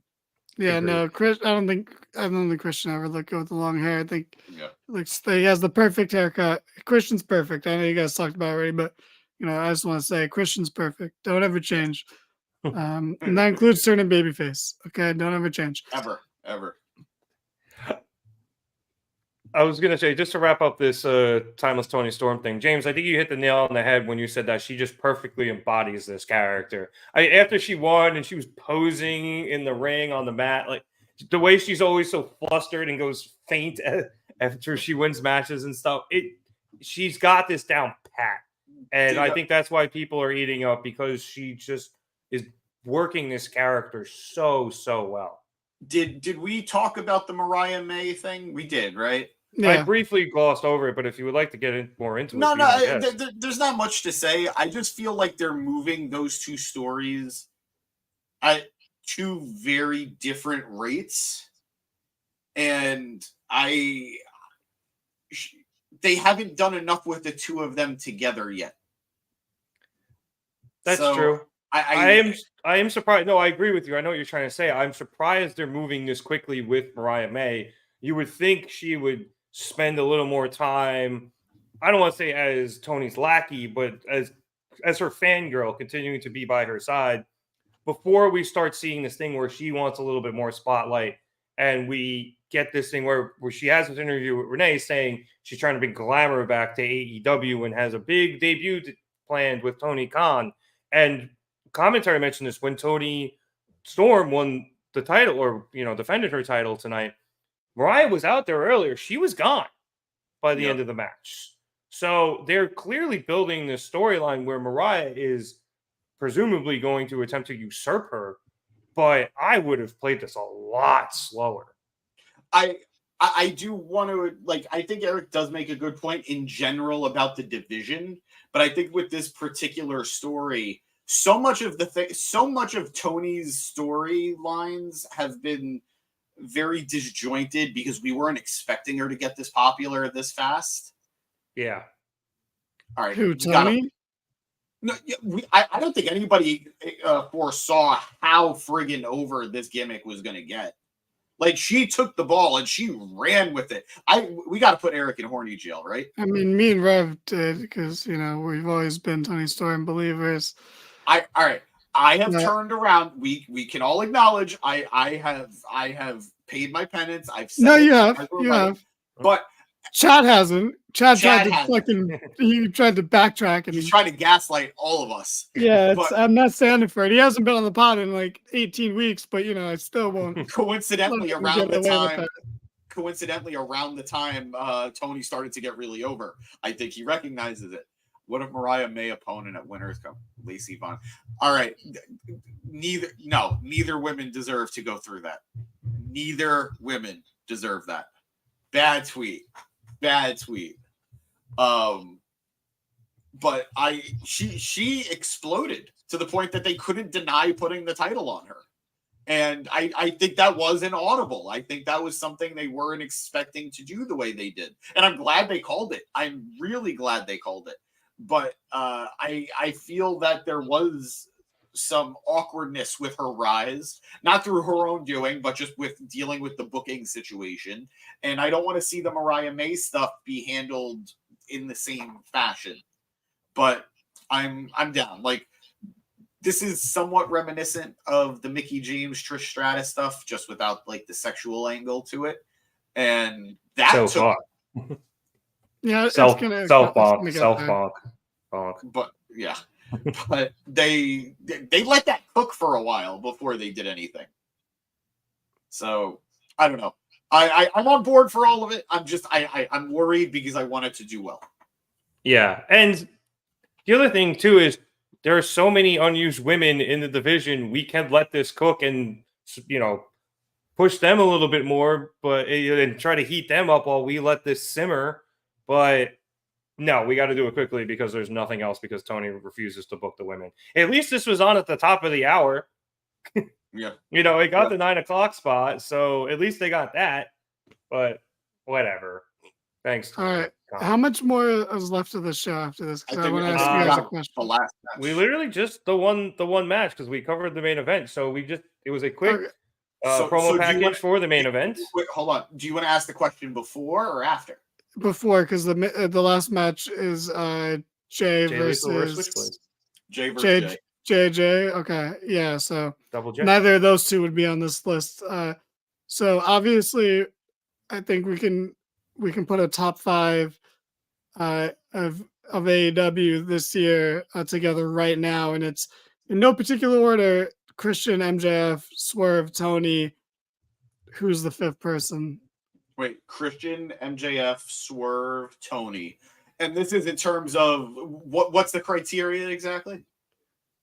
I feel like the names there speak for themselves, but just, those people who have hit another level, like another peak, or just, I guess you could just put it as a top 5 overall of the year if you want to be like that. But then I think whoever that 5th person is, I just want them to match the sort of. And that's why I was asking, because I think Brian's been delivering all year, but he's not necessarily he's not a breakout by any stretch, he's Bryan Danielson. Are we talking have made a leap here? Is that what we're talking about? Obviously, they've reached a new level. They've reached a new level. So it was Toni, Swerve, MJF, Christian, and we need a 5th. Is that what we're? I can tell you mine, and I think it's a weird answer, but I think it's true. All right, I'm ready to kick you out if I don't like it. So I think it's. I'll see you guys. I think it's Orange Cassidy. I think he's always been great, but he reached a new mountaintop. I think he ascended to a new level here, and it happened throughout this year. This was the majority of 2023 was Orange Cassidy's reign of supremacy with the first reign for the international title. Now he's, got the 2nd international title reign, beating the guy who beat him for it in the first place. So and the guy who beat him for it, the guy who beat the guy who beat him for it. So I think it would have to be Orange. He's not a breakout star per se, but Well, no one on this list is really, but they all hit it. They all, which is funny. You picked Orange Cassidy because he did the international title leveled up from the All Atlantic title. So I can understand that. Rev, who would you say? Who's the fifth person? You're just as susceptible to getting kicked out. Yeah, hold on. Let me hover over. James kind of cornered me here because I was trying to think, and he said Orange Cassidy. That seems like the answer. I think that should be number 5. He started carrying. No, I truly do agree. I think we're all pretty much on the same page here. Cassidy went from, full story arc from, being the King of Sloth style to starting to care to having something to finally give a shit about, to the point where he was starting to cut corners a bit, and now, he's starting to even turn a bit more, where not the heel, but just in general, where if he had to get the title back, and now he's got it back, and if he loses his title, I don't know what he's gonna do. So I think he has had some of the biggest character growth in AEW, not just throughout the entirety of the show and the company, but through this year, just because of his run with that title, and then the subsequent loss, and now second run. Well said. You guys both had great answers. One of you gave the answer a little better than the other. I'm not gonna say who, but there actually was a right answer here, and that was a great answer, but it wasn't what we were looking for. The answer was actually Julia Hart. But another good one. Yeah. Another good one. Choice. By the way, I would like to acknowledge, because it's definitely not going to appear on Dynamite at any point, but it finally came true, it seems, and I'm getting my wish. Abaddon and Julia are interacting. I think we're either going to get a team, or at the very least a matchup, but it's happening. So acknowledging it here, because nobody's going to cover Collision. But yeah. Okay, so is Julia your fifth? I mean, yeah, it's undeniable. I don't even like Julia Hart that much, but it's undeniable how over she's gotten and how far she's come in such a short time. Over Orange Cassidy? Yeah, because Orange Cassidy is just like on another level in general. Like he's in that conversation for just overall company. Like MVP is up there with the Moxes and Bryans of the world. He might win MVP this year, honestly. Yeah. If we're giving out season end awards. Orange? Yeah. OC. Yeah. I mean, I think on paper, who's had a better in-ring year than him? Only one person, really. And Ospreay?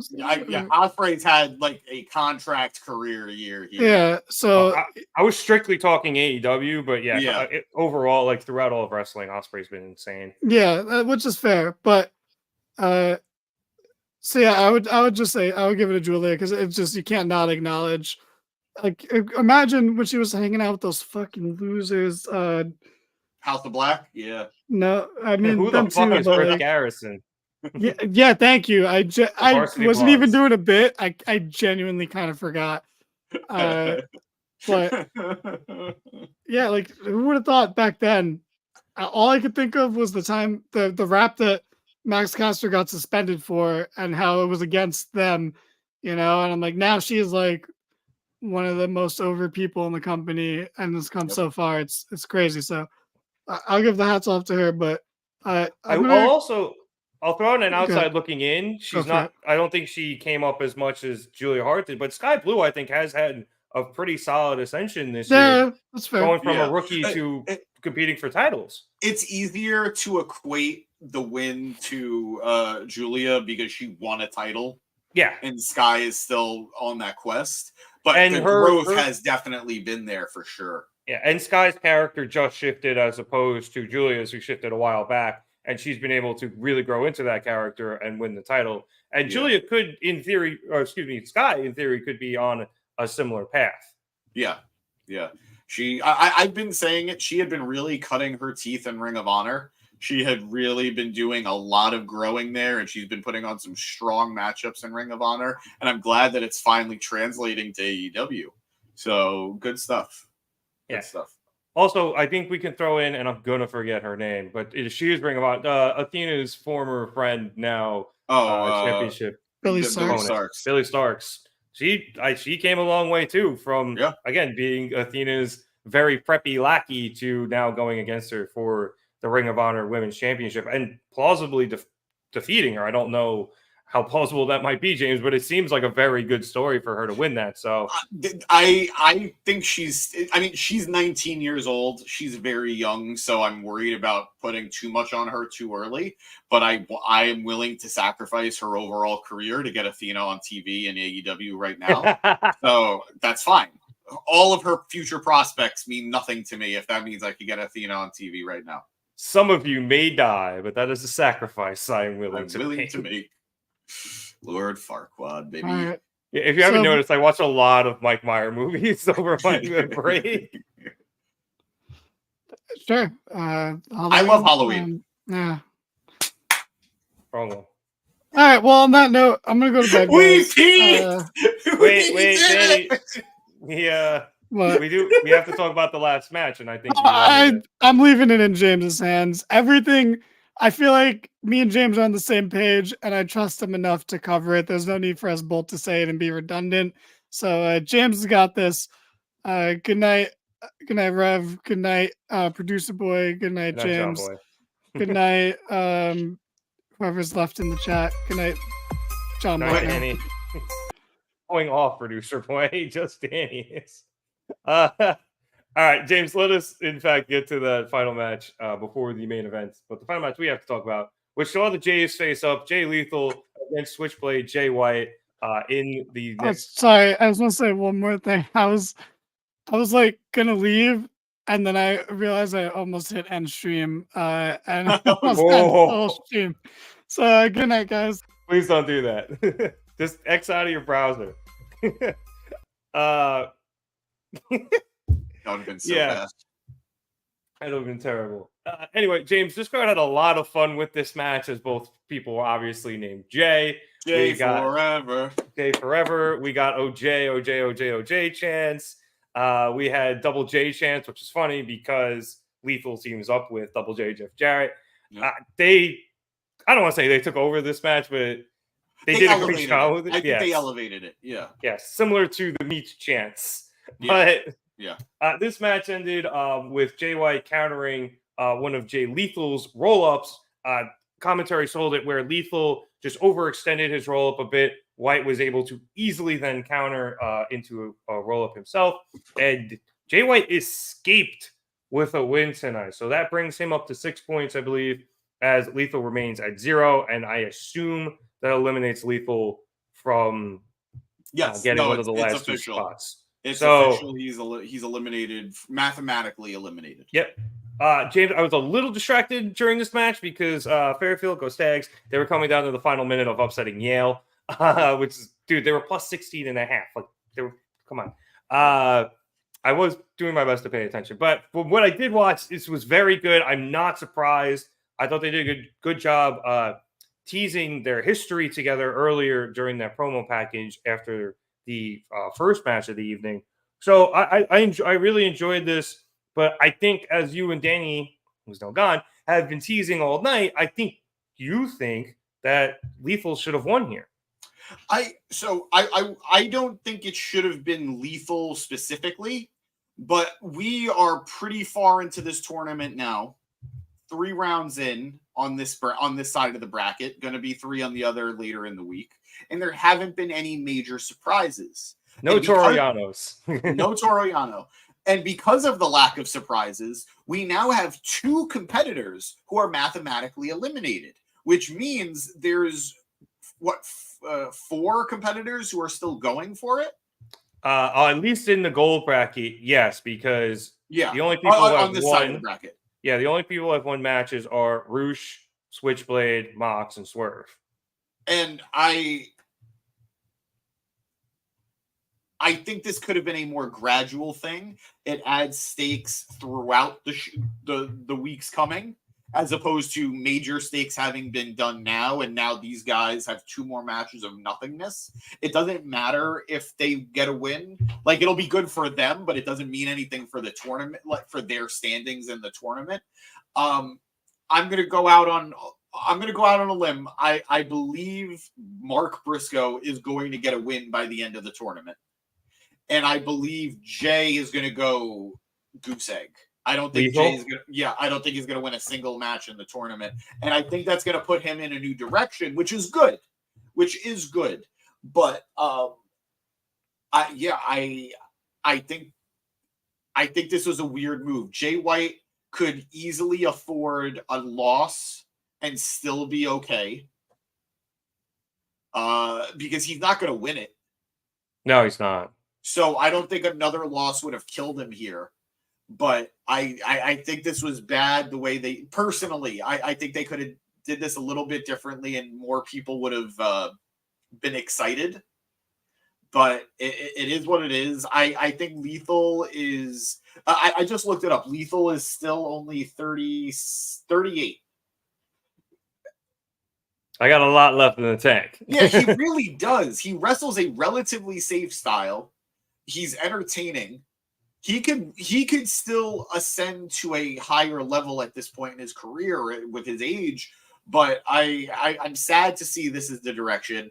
Commentary did make a very good note, which was he has grown so reliant on Jarrett and Sanjay Dutt and Satnam Singh and Karen Jarrett that now that he's by himself, maybe he doesn't have it in him anymore. So I think maybe we are going to lean into babyface Jay Lethal soon. Maybe we're going to get that back and he's going to try to prove himself.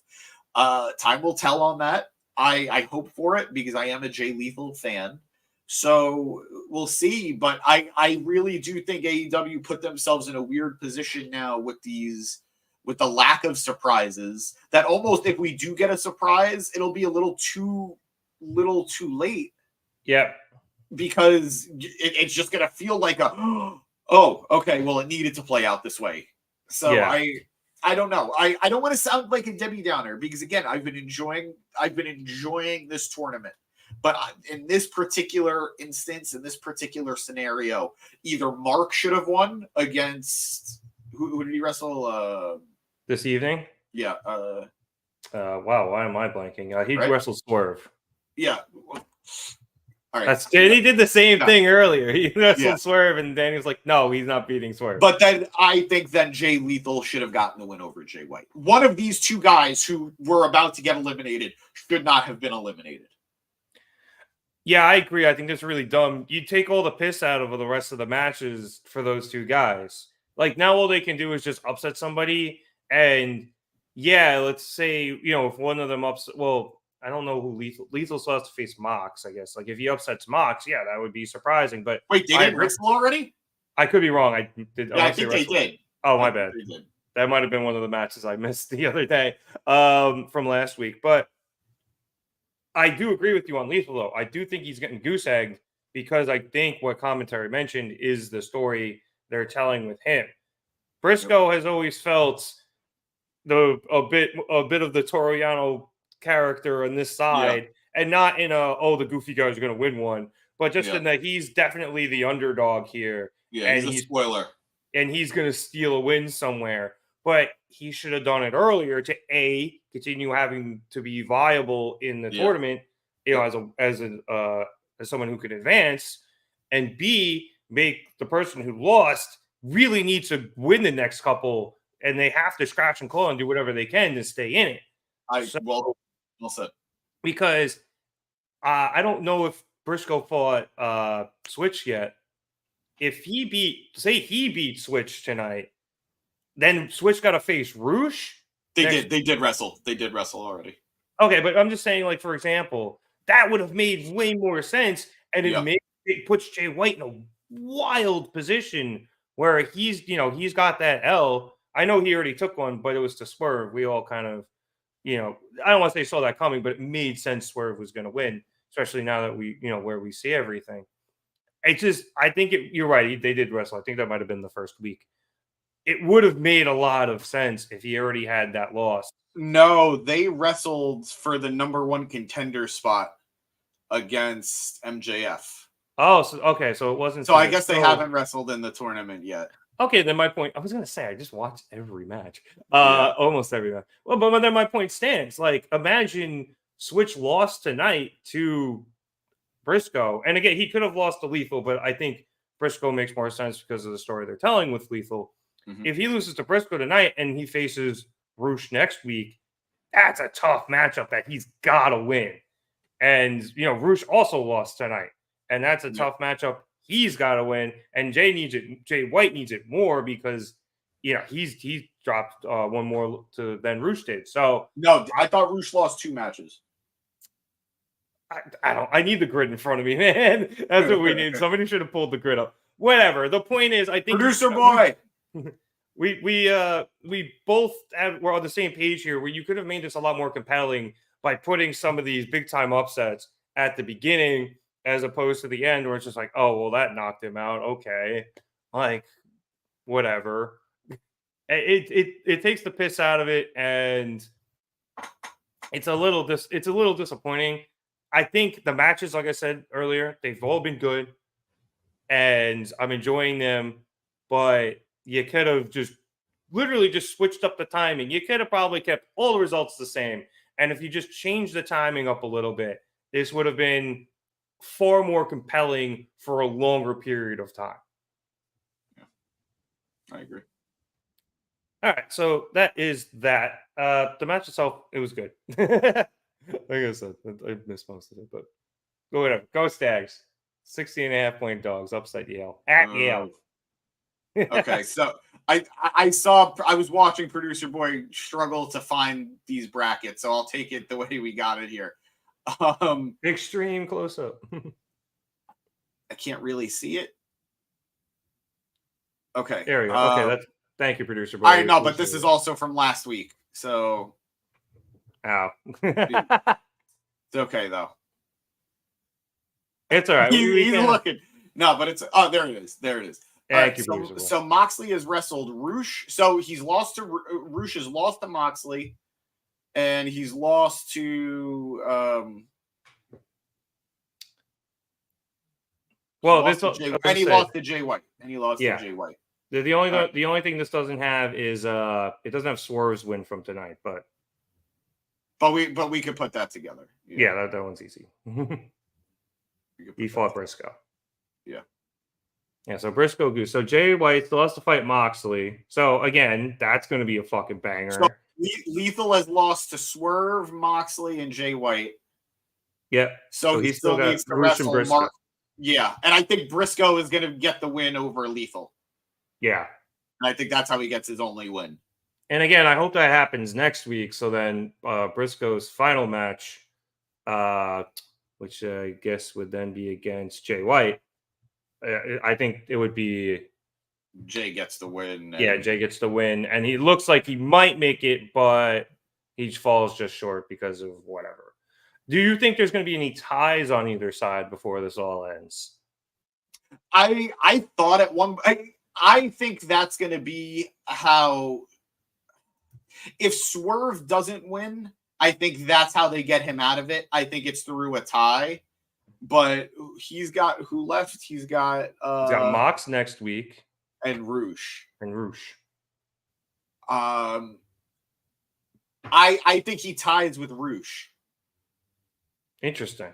I was going to say but that's if he doesn't win the whole thing. Fair. Because you do have next week with Mox and Swerve, and you could, pussy out and protect both of them and have the tie there. But I think that would be kind of lame. I wouldn't want to see the two guys leading tie. I think you should use a tie to really sell that this guy could have won the tournament. He just couldn't beat so-and-so, and that's why he couldn't make it all the way. Yeah, he couldn't beat him in the 20 minutes. Like, he was going to win, but... Yeah. Yeah, I feel like you might end up with a tie on the blue side of things. I just feel like there's probably more of an opportunity there. I don't even know how that bracket's looking right now, if I'm going to be honest with you. Yeah, but I feel like you can get one somewhere. So perhaps, you do it like that. But who knows? I like this idea. I like this concept. I like the the wrinkle they've added from the G1 where you have the semifinals and then the finals. I just think, we need to. Hell yeah, there's your updated version. I think. Oh, here we go. All right, so here's the other side of things. Can we go back to the blue one? Thank you, producer boy. So Brian has beaten Eddie Kingston. He's going to have his second match on Friday and then his third match on Saturday, which will keep him up to date with everybody else. He's been one match behind. Right, because of the eye, I imagine. Yeah. So Brody has 2 wins over Claudio and Eddie. Andrade has a win over Daniel Garcia. Claudio lost to Brody, but beat Garcia. Garcia's lost twice to Andrade and Claudio, and Eddie's lost twice. So, man, I don't know. I don't know. This one is way more open than the Gold League. The Gold League was, from the beginning, it was a 2-horse race. This one is more shockingly, in my opinion, given the star power feels pretty half and half. Yeah, because I feel like you have your top tier BCC guy on each side. You have, the up and comers that we all love, the Smarks and guys like Andrade and Switchblade and Brody and Roosh and stuff like that. We do have a Facebook. If you check the description in the link, Chris, of the video, you'll be able to find it there, and you can follow us there. Also, Twitter, Instagram, and TikTok. All the social medias. So please check us out on everything. But yeah, you're right, James. Like there's I feel like if anybody's gonna get the tie in this, it's gonna be Garcia. I feel like he's gonna get hilarious. He's gonna get really into the weeds with somebody who he shouldn't be beating, and then get really close or just outlast them and end up tying somebody, and then maybe that's how you get the tie. And he's interesting because obviously he's down. If he gets another loss, he's probably done. He was Andrade, Claudio, and Garcia. He could sweep the last 3 and get to 9. It depends on Brian and Brody's Saturday. If Brian wins against Garcia and then Andrade, and then Garcia or Eddie take one more loss, they're eliminated. They'd be mathematically eliminated the same way Jay and Mark were eliminated. Yeah, which is, if those guys get to 9, and so if you lose 3, you're out basically. But that's what I'm saying. I think Eddie might sweep through this. Or he gets the tie at the end. And because of those losses, the tie means he couldn't advance. So he beats Claudio, he beats the opponent the week after, and then ties his final tie. I'd actually almost rather he ties against Claudio to not get another win on top of Claudio. And allowing that resentment to build, that the guy he beat for the Ring of Honor title is the reason, quote unquote, because he couldn't beat him, he couldn't get to that top again to hold on to the title. God, but then I would want that at the end, because I feel like he's always got to do is just get this win and he can't get it. And he ends up fucking tying, especially if it was Claudio. They did that one last. He fucking ties Claudio. But I mean, people in our podcast, 2 of them, we got Producer Boy and Danny, who think the finals are going to be Eddie and Moxley. So maybe, let's see. Maybe he is able to conquer Claudio again. The reverse sweep starts now or this weekend. Yep. The one thing I will say about this, even the way it's been booked so far and how we don't necessarily like, at least the gold side of things, because multiple people have already been eliminated, it is still very wide open as to who's going to win. I'm very bummed that the Blue League is on Collision. Yeah, well, Collision in general is just, man, it's fucking Saturday night. It really is just Saturday. Put it on Thursday. Just put it on Thursday. I don't mind 2 days of AEW. James would literally double header Impact and Collision. I would. Every Thursday. While you guys are going live with AEW, I'll be in that stream, but I'll also have another stream going for TNA Impact. You just need 2 mics and 2 computers, and then you just mute and unmute depending on which one you're on. Exactly. Exactly.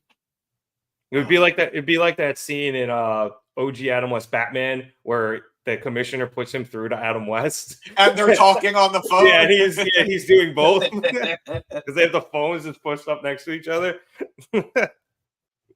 All right. We are pretty much off the rails here, which means we're out of stuff to talk about, which means we can end the show. I have lost my the show is ending things. So James, as I try to find banners here, what did you think overall of tonight's episode? Eric, Danny said he thinks the finals are Mox and Eddie. Haha. And what did I think of the episode tonight? I thought it was very well done. I stand by my criticism that I think they made a mistake by not having a surprise win and having one of those two guys hold on to their spot in the tournament. But, we're past it. The matches were still enjoyable. My one big disappointment. Oh, no.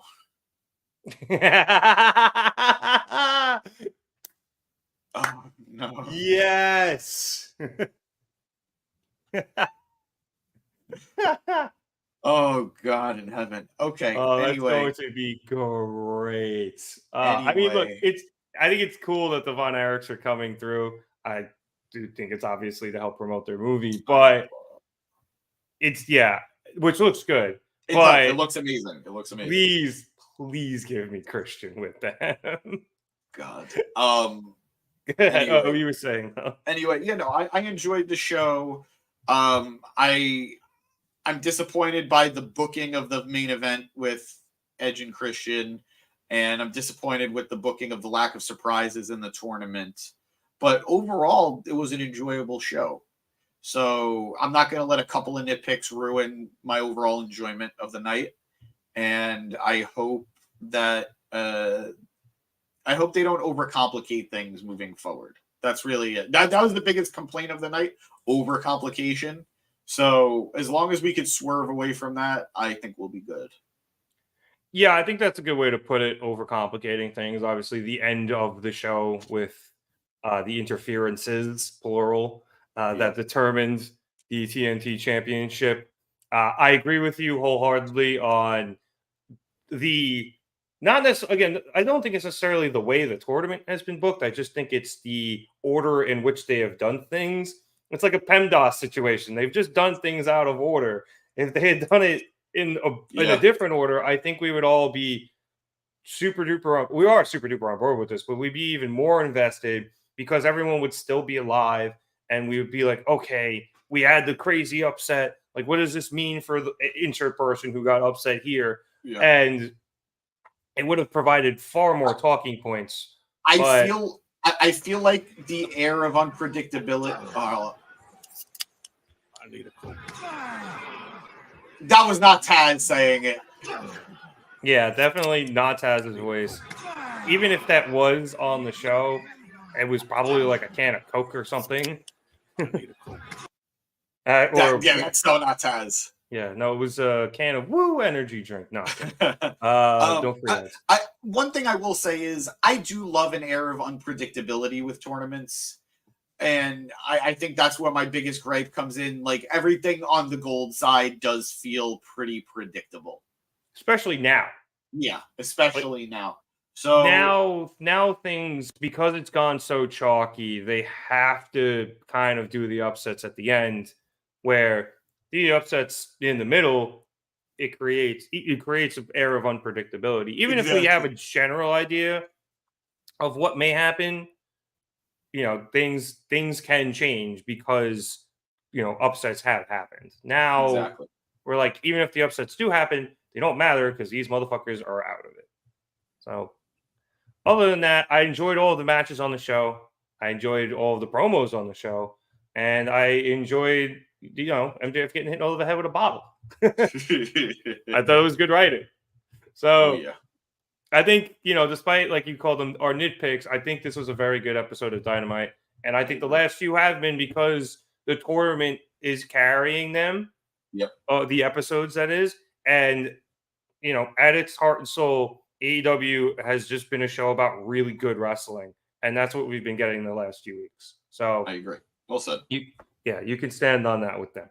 All right. On that note, I would like to thank everybody so much for watching us here at the Mark It Down Podcast. If you could, we love it if you would please like the video and subscribe if you would like more episodes and more hearing us talk. We are back every Wednesday after Dynamite. Impact Zone is live, after TNA Impact. I don't know if it's not TNA yet, but it's still Impact for now.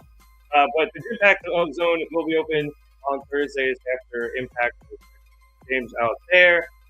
We're trying to get Danny to do Raw Fast Forwards again. Like, very easy. So it's hard for us to get him to do them. And we are live after pay-per-view as well. So maybe World End. If you want it in the description below, I believe I said this earlier, but we do have Twitter, Facebook, Instagram, and TikTok. We got good memes over on the Instagram. I do my best to interact with you guys on Twitter, as does James, as does Chad.